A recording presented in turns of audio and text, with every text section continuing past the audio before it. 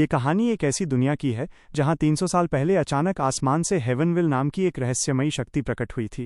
इसके साथ ही धरती पर अनगिनत खतरनाक पोर्टल और काल कोठरियां खुल गईं, जिनसे बहुत ही शक्तिशाली दानव बाहर निकलने लगे। इन राक्षसों ने पूरी मानवता को खत्म करने की धमकी दी और दुनिया को विनाश की कगार पर खड़ा कर दिया। समय के साथ इंसानों ने खुद को बचाने के लिए एक तरीका निकाला, जिसे क्लास चेंज कहा जाता है।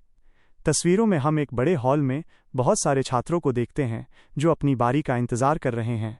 यहाँ एक बड़ा जादुई क्रिस्टल रखा है, जिसे छूने पर यह पता चलता है कि उस छात्र के पास कौन सी शक्ति है।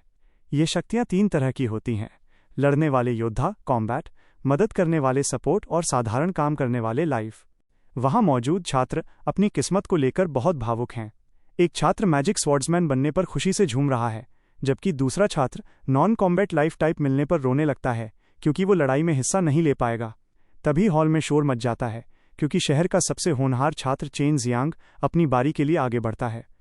जैसे ही चेन जियांग उस नीले क्रिस्टल के पास खड़ा होता है, अचानक एक अद्भुत चमत्कार होता है।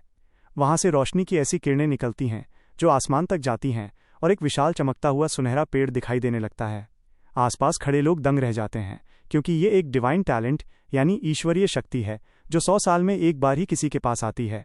ये साफ हो जाता है कि चेन जियांग कोई साधारण छात्र नहीं, बल्कि एक ऐसा योद्धा बनने जा रहा है जिसके पास दुनिया को बदलने की ताकत है। जब जागृति का समय आया तो उसने डिवाइन स्पिरिट नर्चरर नाम की शक्ति हासिल की, जो एक लाइफ टाइप क्लास है। इस शक्ति का काम पौधों और छोटे जानवरों के विकास को तेज करना है। हालांकि ये एक डिवाइन स्तर की शक्ति थी, लेकिन वहाँ के समाज में युद्ध की शक्तियों को ही श्रेष्ठ माना जाता था। इसीलिए जैसे ही लोगों को पता चला कि वो लड़ाई नहीं कर सकता, उसके शिक्षक निराश हो गए और उसके साथी छात्र उसका मजाक उड़ाने लगे। उन्हें लगा कि उसकी सारी मेहनत बेकार चली गई और अब वो केवल रिसर्च फील्ड में ही काम कर पाएगा।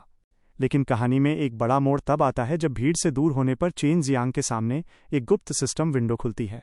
उसमें लिखा होता है कि उसका जर्ग सिस्टम सक्रिय हो गया है। इसका मतलब ये है कि दुनिया जिसे सिर्फ पेड़ पौधों को बड़ा करने वाली एक कमज़ोर शक्ति समझ रही है, वो वास्तव में एक बहुत ही खतरनाक और शक्तिशाली सिस्टम का हिस्सा है। वो अपनी इस शक्ति का उपयोग करके शायद किसी विशाल सेना या विशेष जीवों को नियंत्रित कर सकता है। चेन जियांग अपनी शक्ति का परीक्षण करने के लिए एक निर्जन स्थान पर जाता है तो उसे एहसास होता है कि उसकी डिवाइन स्पिरिट नर्चरर शक्ति वास्तव में केवल पौधों के लिए नहीं, बल्कि जर्ग कीट जैसी प्रजाति को पालने और विकसित करने के लिए है। सिस्टम उसे निर्देश देता है कि वो अपनी ऊर्जा का उपयोग करके अपने पहले जर्ग सैनिक को जन्म दे। जैसे ही वो प्रक्रिया शुरू करता है, उसके सामने एक अंडा प्रकट होता है जो तेजी से विकसित होकर एक खतरनाक दिखने वाले शिकारी जीव में बदल जाता है। यह जीव पूरी तरह से चेन जियांग के नियंत्रण में है और उसकी हर आज्ञा का पालन करने के लिए तैयार है। चेन जियांग ये देखकर हैरान और उत्साहित है कि जिस शक्ति को दुनिया बेकार और अहिंसक समझ रही थी, वो असल में दुनिया की सबसे विनाशकारी सेना बनाने की क्षमता रखती है।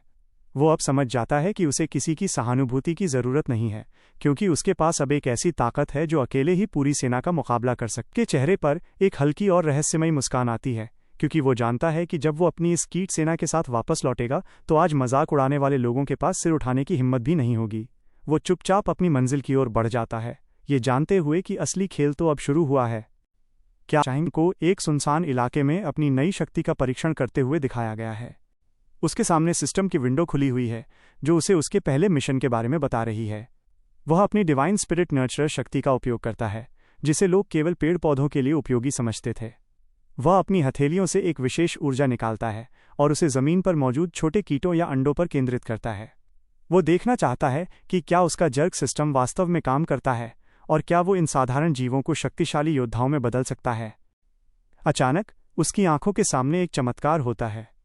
उसकी ऊर्जा के संपर्क में आते ही एक छोटा सा अंडा तेजी से बढ़ने लगता है और उसमें से एक डरावना और ताकतवर जर्ग सोल्जर बाहर निकलता है। यह जीव दिखने में बहुत हिंसक है, जिसके हाथ ब्लेड की तरह नुकीले और शरीर कवच जैसा सख्त है। चेन जियांग ये देखकर दंग रह जाता है कि वो जीव पूरी तरह से उसके काबू में है और उसके एक इशारे पर किसी को भी चीरने की क्षमता रखता है। उसे अब पूरा यकीन हो गया है कि वो दुनिया का सबसे शक्तिशाली जर्ग सम्राट बनने की राह पर है। उसके चेहरे पर एक आत्मविश्वास भरी मुस्कान आती है, क्योंकि वो जानता है कि अब उसे किसी स्कूल या सिफारिश की ज़रूरत नहीं है। वो खुद अपनी एक ऐसी सेना तैयार करेगा जो बड़ी से बड़ी कॉम्बैट क्लास वाले योद्धाओं को भी धूल चटा देगी। वो इस पहले सैनिक को देखकर समझ जाता है कि उसकी यात्रा अभी शुरू हुई है और भविष्य में वो ऐसे हजारों जीवों की फौज खड़ी कर देगा।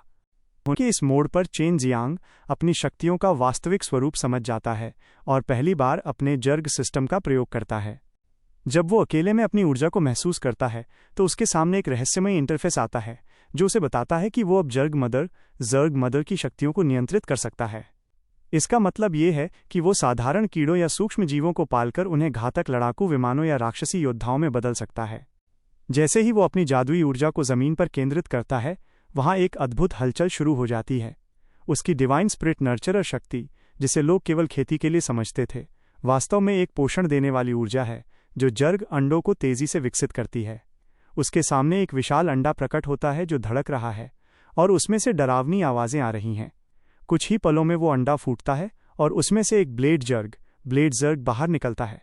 इस जीव के अंग तलवारों की तरह तेज हैं और इसकी आंखें अपने मालिक यानी चेन जियांग के प्रति पूरी तरह वफादार हैं। चेन जियांग ये देखकर दंग रह जाता है कि ये जीव कितना शक्तिशाली है और कैसे उसकी एक मानसिक आज्ञा पर ये कुछ भी करने को तैयार है।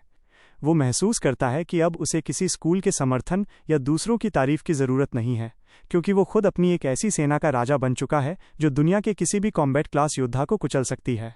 अपमानित होने के बावजूद उसके चेहरे पर अब एक ठंडी और खतरनाक मुस्कान है, क्योंकि वो अपनी नई ताकत के साथ दुनिया बदलने के लिए तैयार है। क्या यह अध्याय यहीं समाप्त होता है? अगर आपको ये कहानी और इसकी व्याख्या पसंद आई है तो कृपया कमेंट में लिखकर ज़रूर बताएं।